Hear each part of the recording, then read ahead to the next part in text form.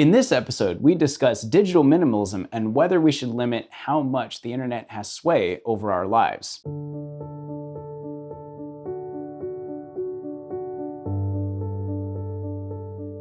So I'm back with Myron and Verlon. We did another episode that hit a few of these things, and we're going to come from a few different angles today. So we had done an episode with Matt Landis, I think it was season 1 of Anabaptist Perspectives, where he said something to the effect that Mennonites aren't necessarily anti-technology. We just want to be sure we're allowing the right kinds of technology. Like some kinds we're fine with.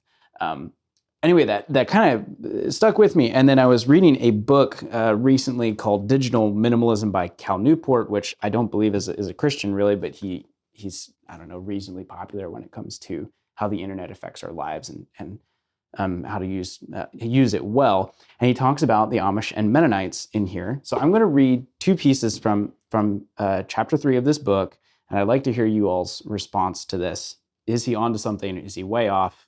I just found it interesting. He interviewed a bunch of Mennonites for this book. So this is what he says, the Amish. It says, the Amish, it turns out, do something that's both shockingly radical and simple in our age of impulsive and complicated consumerism. They start with the things they value most, then work backwards to ask whether a given new technology performs more harm than good with respect to their values. So that was, and he has a bunch of other stuff, but that was kind of the chunk that summarized his point. And then he goes on to talk about the Mennonites, saying how the Mennonites embrace the biblical principle of be in the world but not of it, which leads to a similar embrace of simplicity and suspicion of cultural trends that threaten core values of maintaining strong communities and virtuous living. And then goes on to say that we taking on personal responsibility for making decisions in a way that's consistent with the church's principles. And then he quotes a Mennonite that he interviewed for the book, and quotes her as saying, I don't think I'd be a good smartphone user. I don't trust myself to just let it be and not think about it. When I leave the house, I don't think about all those distractions. Is he oversimplifying? Is he missing the point? Or does he have something here that might be correct with how we look at technology? So my initial response, I had seen the quote about the Amish, and I thought he was talking about the conservative Anabaptist world in general. And the way he framed that about the Amish may be more true. My experience, including with some Amish groups, is that that probably is oversimplified. So I'll go back to some personal history. I was born in the 60s. And so I remember when VHS videos came into play. And for the church I grew up in, that technology discussion hadn't happened. The telephone was about the most technologically advanced thing you had for communication. You did have the other music or audio media that was developed, but we didn't, our church didn't allow the television. And so to have something with a visual media was new. Our family ended up with a VCR and was watching some video. We had watched some videos early on that it was out. No, it hadn't even been addressed by the church. And so the one thing that I've seen happen, not only 40 years ago, 40 years plus, but I also see it happening today with the rapid change in technology. Churches have tended to come from behind and have to play catch up, trying to figure out what's acceptable, what's good, what's healthy. I think that in general, the Amish with their perspective has been more of, we park here at, whatever cultural norm was, however many years ago, and they slowly adapt. And so that's probably tends to be more true.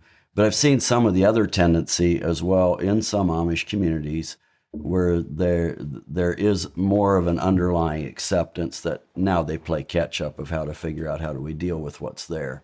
So probably not as broad as in the Mennonite world.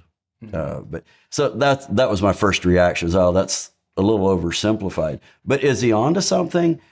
Yeah, I think he is. It describes, I think, a couple ways we as a people have responded.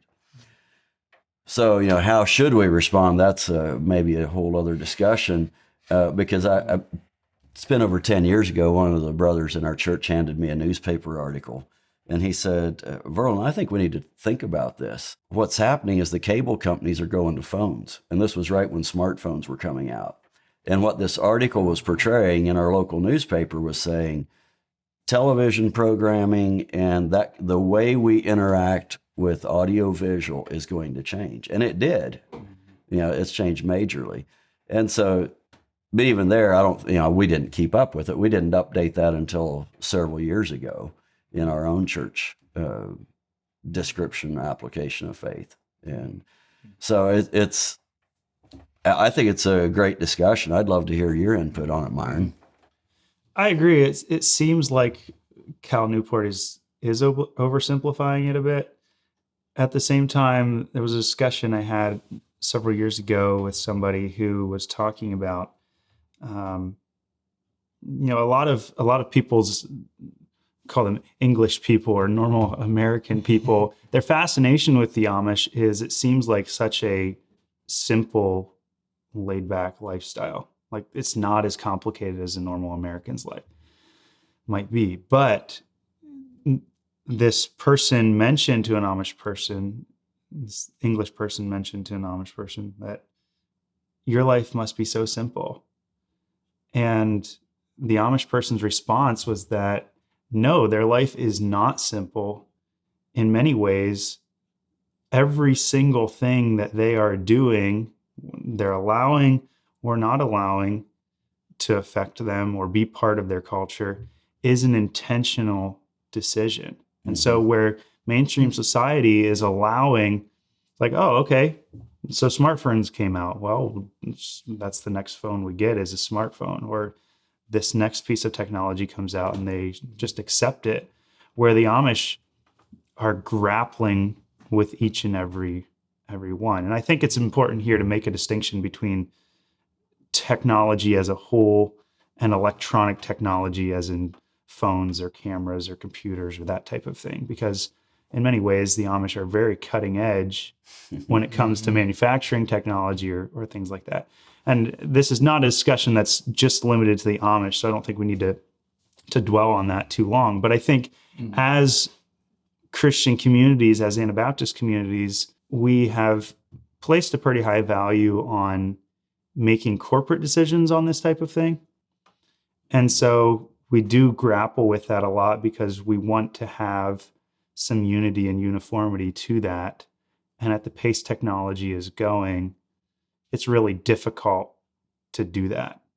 But I think there can still be value in grappling with that and coming to a good understanding together of, okay, where do we want to be, and acknowledging the things that affect who we are, affect our brotherhood, and what might be a detriment to that. You used a word that I was thinking of that I think describes the way we ought to look at it fairly well, and that was just intentional. And I think Newport would have alluded to that if he didn't say that. But the idea that whether you do it on the front end and you have a gate here that you're careful what you let through the gate, or it's the other model that I described where it kind of happens and then after the fact you have to play catch up to figure out what should be. In either way, I think it's right that we do want to be intentional, and I think we should be. I think that life should be intentional. Life lived haphazardly will, at least in some areas, not work out so well. And so these kind of issues that are important, we do well for it to be an intentional, thoughtful approach to, how do we decide what happens at the gate? What do we let in? What don't we? I think that part is very valid. And that was the one thing I noticed in that section, and he takes a good chunk of that chapter talking about the Amish and Mennonite, and that was a word he used. Okay. It's like, I'm seeing that they don't just, a new thing came and we're just going to get it. It's a lot more intentional. Well, does this fit or not? It's like, well, it's really interesting. And him as a researcher that is from the outside looking in, seeing that and saying that's actually really good, which is one of the main premises of his book. And back to the earlier quote I'd had, see if we can find it, how what the Amish and Mennonites are doing is so different from what he says, our age of impulsive and complicated consumerism. oh, a new app called, TikTok or Instagram or whatever comes out, and people just mindlessly get it because it's just what you do. And he is saying, and I think we as Anabaptists say, no, that's not how we want to do with technology. So now that we've kind of got that, I guess you could say, base layer down from that first question, let's transition a bit. Practically speaking, how have you seen churches, individuals, communities, etc., discern or decide what kind of technologies they'll allow? And I'm thinking, specifically like certain messaging apps or video, or what kind of smartphones are allowed. What have you all seen in y'all's experience? In my experience, working with a pretty wide variety of church groups on technology needs, I've kind of seen a spectrum of people who don't really they want to have as little as possible of the internet. And then others who are, I would say, fairly permissive on what's allowed, or leaving it up to the individual, or back to an earlier episode where we talked about accountability versus filtering, making sure they have a strong accountability standpoint in place where, okay, maybe there's not a formal position on a given app or service or the type of things you use, but okay, you're spending 5 hours on YouTube every day. Like, that's kind of problematic. And we're going to talk about that in our accountability group and address that. So even though there's not a formal rule against video services, that's still something that's on the table to discuss and have brotherhood input on. It's easier to set hard and fast rules, I think. I'm not sure that's always the healthiest thing either. Some people view the church or community moving slowly to adopt something as a negative. You're always, quote, behind the times. But I think one of the things that's valuable that offers is it's easy to get enthralled with technology. It's easy to get enthralled with the newest thing.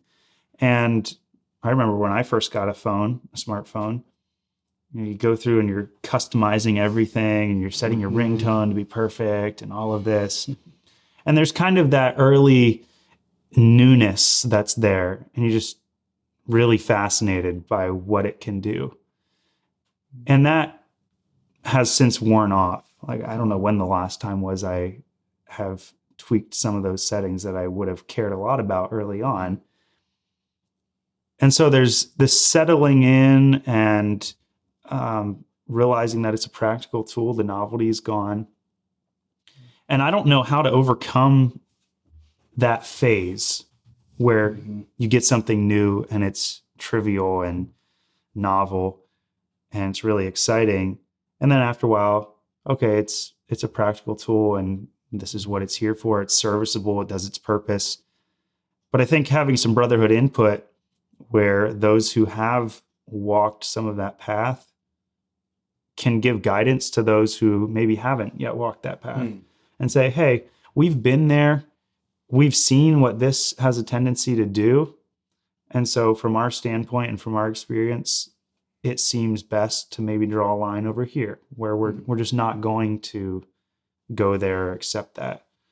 So I think that, quote, slowness to move, moving slower than the pace of technology, I think in a lot of ways can be a good thing. I'm not saying it's always a good thing, but I think there are pros to it. Some of the practical things I've seen people do, and this goes from, it was a very broad spectrum, and you mentioned part of it's to where groups accept nothing, or they have pretty much just allowed everything.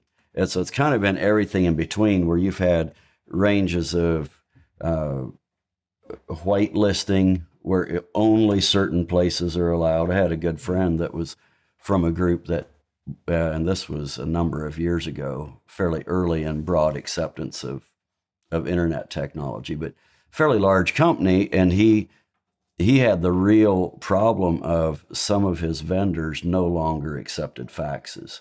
You had to order online. That particular church group set up a little committee for him to help with how are they going to address his business needs so that he can continue functioning. And I think they did an acceptable job. He was able to access his bank. He was able to access his vendors. He was able to conduct business online. And then, but it was limited to that. So it's kind of a whitelist idea where you only go certain places. So you have the whitelist part, then you have the blacklist where you just say, okay, there's certain places we don't go. And Myron could probably talk more about those things. But using services that will either assist with that, where it draws the line at different places. So it's that technology. And so we, within the Anabaptist community, we would have several of those, several businesses or service providers that can assist with that. So some of it's happened on that level where people with knowledge and information, they're able to do that and help others. Some of them, what I've seen is just what people do locally on their own. For us early on, our family adopted a policy. We wanted to have internet filtering. And some of those early filters were kind of a pain to work with, really. They were expensive, but it made us more comfortable with being able to have the internet in our home and to be able to function in what we thought was a good environment there. So it's been a broad range. You mentioned some of the messaging apps, and you all are probably more familiar with that than I am, but I'd be interested in hearing you all talk about that as well. There are different avenues where people can get information. Mm-hmm. Yeah. Do you actually want to mention that? Because I know there's like the Telegram app versus the piece of software that runs over top called Cloudveil that limits certain things and allows people to use the service in a good way, etc. Some kind of interesting and creative solutions actually that people have come up with. I don't know if you want to speak into that at all. But. Yeah, I think there's this desire to harness and take advantage of some of these technologies while also limiting exposure to negative content. So texting doesn't really work very well if I want to message somebody who's in the foreign mission field halfway around the world. Like, it's not feasible to send a normal text message. A normal phone call doesn't work very well. Well, WhatsApp or Signal or Telegram, those are great voice over IP type communications that just require an internet connection. They don't require expensive dialing plans and all of that. And so there's advantages and very good use cases, but then apps like Telegram also come with a fair bit of undesirable content that's really not hiding very far under the surface. And so how do you go about taking advantage of the good that's there while also limiting the bad exposure? And that's where something like Cloudveil comes in. So yeah, there are a number of groups we work with that use Cloudveil. They don't allow some other messaging apps because maybe they have GIF support and Jiffy. You can find Jiffy.com. You can find stuff you don't want there. Their church may take a stance against social media. And so it feels like WhatsApp statuses are social media because people are posting pictures of their lives and they want to refrain from that. So something like Cloudveil is tailor built to kind of fit that niche of meeting a particular need while also stripping out this other stuff. There's value in that intentionality, even if I personally don't have a problem with WhatsApp statuses or sending a GIF to you or really have an issue with the Telegram app. Having something like Cloudveil that offers essentially the same experience as Telegram, but has more guardrails and just completely cuts off this other content that I don't want anyway. Like, why not go to Cloudveil?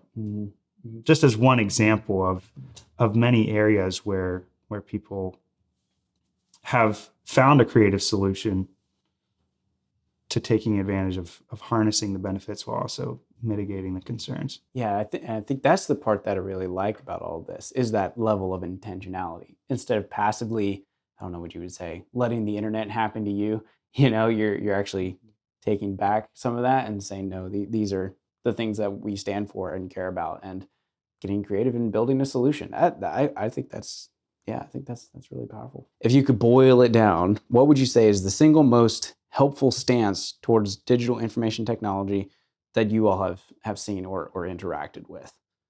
That's maybe a bit broad, but yeah, I'd love to hear what you think on that. It's the one single best. That's really hard because it feels like there's so many. It probably depends on what area you want to address it. If you're talking about communication and internet access types of things. I would go with what Myron said earlier, where you have some kind of accountability that's more than just software. I'm in favor of accountability software, but where there's real life interaction with people who are real with each other in small groups, and they're honest about, this is what I'm dealing with, or this is where an area of temptation is, anything like that, where you can have, for me, that is the very best way to address this. When I look at the internet in particular, I see a number of different things. It's information, it's commerce, and entertainment, and somewhere mixed in there you could just say garbage. So some of that is very pertinent, and unless things really change radically in our world, they're not going away. And so for us to just close that part of the world off feels really unrealistic to me. We have to learn how to interact well with it. And I'll come back to, the best thing is Jesus changing the human heart, me wanting to honor him more than anything else, and caring about my brothers and sisters. And so that's why I'm going to go with the accountability structure as being a primary thing for a follower of Jesus. I would echo that. It is a hard thing to boil down to just one aspect, but I think we've used the word intentional a number of times. And I think the accountability aspect of it is really just part of being intentional about living in a healthy community, and factoring in how does technology affect healthy community? How does it affect me as a person? Because the brotherhood is made up of each individual. And so how does technology affect me? And in turn, how does that affect my relationship with God or with my fellow brothers? And so being really intentional, and it can be hard work to be intentional. It's messy. It's real life relationships. We have to get together and say, hey, what are we going to do about this thing? What are we going to decide about this? It's not easy work, but it's worthwhile work. This has been really good. It feels like we've gotten a nice base layer, but then got pretty practical on top of that. So yeah, thank you all for sharing. Thank you all for watching and listening. We'd love to hear your feedback and your comments. We love hearing from our audience, and we'll catch you in the next episode. Thank you for joining us for this episode, and thanks to our donors and partners for making this possible. For more episodes, please subscribe or visit our website at anabaptistperspectives.org. You can also leave a comment or review to help more people find our content.